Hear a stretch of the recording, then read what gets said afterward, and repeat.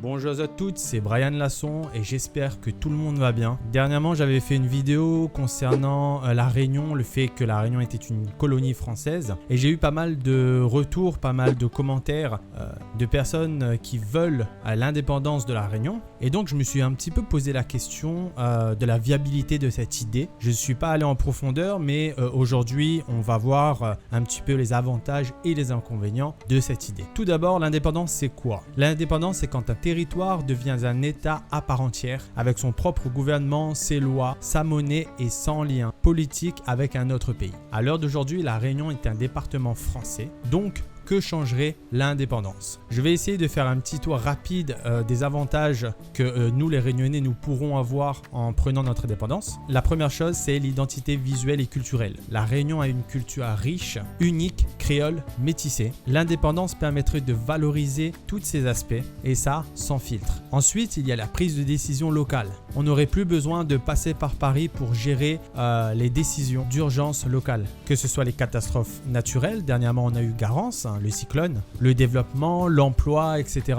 Les Réunionnais décideraient pour les Réunionnais. Ensuite, on peut espérer, grâce à cette indépendance, une meilleure gestion des ressources. L'île pourrait, avec une bonne gestion, prioriser ses ressources naturelles, son agriculture, la pêche ou encore l'énergie solaire selon ses propres besoins. Ensuite, il y a la coopération régionale. Être indépendant ouvrirait encore plus de possibilités de collaboration avec les pays qui sont autour de nous. Maurice, Madagascar, l'Afrique de l'Est, et ça sur le plan économique, culturel ou social. Maintenant, on va se pencher un petit peu sur les inconvénients de si la Réunion devenait indépendante. On aurait une perte significative d'aide financière de la France, mais également de l'Union européenne. La Réunion reçoit des milliards d'euros chaque année en aide sociale, en infrastructure, santé, éducation. Sans ces aides, il faut tout financer nous-mêmes. Ensuite, il y a le problème de l'instabilité économique potentielle. Il faudrait dans ces cas-là créer une monnaie locale, gérer la dette publique, attirer les investisseurs. Et ça, j'imagine que c'est pas facile pour un petit territoire isolé comme le nôtre. Et je pense que le risque de la crise économique encore plus pesante